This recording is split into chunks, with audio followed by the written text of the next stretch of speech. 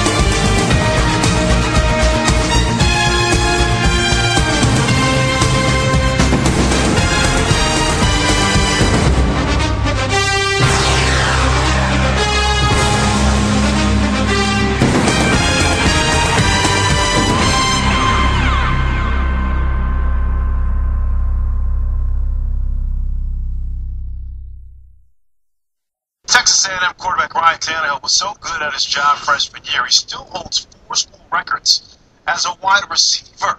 That's right, Tannehill spent his first 2 seasons on campus catching passes from Gerard Johnson, leading the team with over 100 receptions, and all the while never wavering on his desire to play QB. When Ryan got his chance, he showed why, replacing Johnson and leading the Aggies to 6 straight wins and a bowl berth in his first year under center. For more on Tannehill, here's Ryan himself and First Draft presented by GMC. I'm a very driven person. Look out! There's a recipe for success! I do everything I can to help my team win. That's a touchdown! Touchdown, Texas A&M! I want to be the best. Ryan Tannehill, quarterback, Texas A&M. I think I'm an accurate quarterback who has the option to make every throw. Good pocket presence, able to move around in the pocket. That's a big part of my game, being able to throw on the run. Tannehill stretching it out. He got it! That is a touchdown! Whether it's a design movement, getting outside the pocket, or escaping the pass rush. You see the biggest plays that are made in the modern game is when quarterbacks get outside the pocket, buy some time, and able to hit an open receiver down the field. That's a big part of my game that I try to bring to the table. Tannehill, look at the throw. He will. And it is a catch! Touchdown! I love competing, and I love winning. That's the best feeling you get.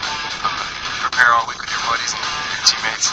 Go into the locker after a hard game and celebrate a win. I love playing the game. I'm going to do everything I can in preparation for the NFL and hopefully ultimately win the Super Bowl. It's going to be exciting. It's a huge day in my life. I'm really excited for it. I'm really excited for this and blessed for this opportunity. And so I don't really know where I'm going to be on that day yet, but I'm really looking forward to it. And it's going to be a blessing. It's been a lifelong dream of mine to play in the NFL, so to finally hear my name called, it's going to be huge. I'm super excited. I can't wait. Draft pause. We keep it right there with Ryan Tannehill and Michael Lombardi. Mike thinks that number 4 Cleveland, not too high ceiling for Tannehill. Charlie Casserly believes 8 at Miami is much better. How do you see it? I'm seeing about, we better make sure we define the player and what we're going to get.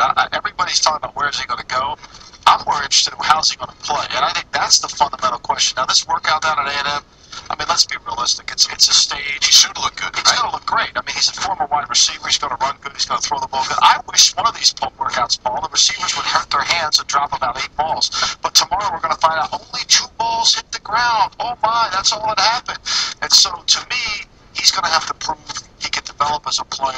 I think he's a potential starter, Paul. I don't see how anybody could say he's going to come in and start right away. I've asked some of our analysts the last couple of weeks to compare him to Jake Locker, Blake Gabbert, and Christian Ponder, last year's first-round picks after Cam Newton. I'd like to hear what you think when you walk him up to Andy Dalton, early second-round pick, who had a nice run of success as rookie. I think Andy Dalton had more experience. He was more quick-minded. I think Tannehill's problems right now, because of the limited starts, 19, he's not quick-minded. Everything has to process before he makes a decision, and I think that's ultimately, you're not going to find that in that workout, that precision workout we're going to see tomorrow. It's going to be no balls hit the ground. The talent evaluation process in the NFL has reached decision time. It's time for NFL execs around the league to put all of their draft preparation to good use in evaluating this year's crop of NFL draft prospects as they execute their vision for 2012 and beyond. One of the most intriguing parts of the entire NFL draft evaluation season is the rise and fall of certain prospects, particularly at the quarterback position. And this year's winner of I Need a Quarterback sweepstakes is Texas A&M quarterback Ryan Tannehill, with 4 teams desperately trying to jockey for position to earn his services. NFL.com's draft guru Gil Brandt confirms that Tannehill will meet with the Cleveland Browns brass Sunday and into Monday before departing for a Tuesday visit with Chan Gailey, Buddy Nix, and the Buffalo Bills. Looking ahead to the April 26th draft, Brand also says he doesn't expect Tannehill to slip past the Miami Dolphins at number 8, and he also accepts the notion of the Dolphins having to trade up in order to nab their coveted man. Also in the mix, according to this veteran NFL talent evaluator, are the Philadelphia Eagles, who worked out Tannehill in College Station, Texas, following his March 29th pro day. Brand says that he considers the Eagles an interested party and says it's not a smokescreen. During his career in College Station, Tannehill threw for a grand total of 5,450 yards with 42 touchdowns and 21 interceptions. In 2011, he accumulated 3,744 yards through the air with 29 connections in the end zone against 15 picks. The Yahoo Sports tandem of Jason Cole and Michael Silver explain why the Miami Dolphins should be in hot pursuit of Tannehill for him to come to South Beach in less than 2 weeks. They also discuss his sudden meteoric rise up the draft board and examine the reasons for his ascension. Peyton Manning said thanks but no thanks to Miami. Even Matt Flynn dissed the Dolphins. How badly do they need a quarterback in this year's draft? I'm Larry Beal, here with Yahoo Sports NFL writers Mike Silver and Jason Cole. Now we know Andrew Luck and Robert Griffin III will be gone after the first couple of picks. Jason, do you see the Dolphins reaching to take a guy like Ryan Tannehill with the 8th pick? There's a lot of people that think Tannehill is going to be the next big thing. There is no doubt in my mind whatsoever, Larry, that the Miami Dolphins are taking Ryan Tannehill because they have been all over Tannehill since October when they sent their double checkers out there and their second wave of pro scouts, college scouts, and they just looked over this guy and they're just salivating for months and months and months. So much so that when they hired Joe Philbin, one of the big reasons that they brought in Philbin was they hired Mike Sherman, his head coach at Texas A&M, to be the offensive coordinator with the Dolphins. This is all set up for Tannehill to be the guy. The really interesting part about this is that teams like Cleveland, and like St. Louis, and teams like Kansas City and Philadelphia are all kind of messing with the mind of general manager Jeff Ireland in Miami, saying, oh, we might trade over you, or we might trade around so that we can take him at 6 or at 7 or maybe at 5. And kind of play with Jeff Ireland's mind to see what's going to happen to him and to see if he's going to panic and even trade up and go even further to get Ryan Tannehill. Now, I'll tell you this. If Jeff Ireland doesn't get Ryan Tannehill somehow, some way, they're not going to just be protested the next time in front of the Dolphins facility. They're going to be bringing extension ladders and go straight up to his window and pull him out. Wow, that's fairly bold for Ryan Tannehill, huh? Mike, some have suggested Matt Moore, who had a better quarterback rating than Michael Vick, Jay Cutler, and Mark Sanchez, just to name a few, that he could handle the starting role. What do you think Miami should do? Well, first of all, I'm just picturing the biggest uprising in Dolphin land since my favorite thing ever on the internet, which tragically is gone, but the Camp Cameron speech to frustrated season ticket holders after the drafting of 10 years instead of Brady Quinn. We're trying to make this, more this. Anyway, I could go on and on. Yeah. First of all, Matt Moore, I think one of the reasons people are so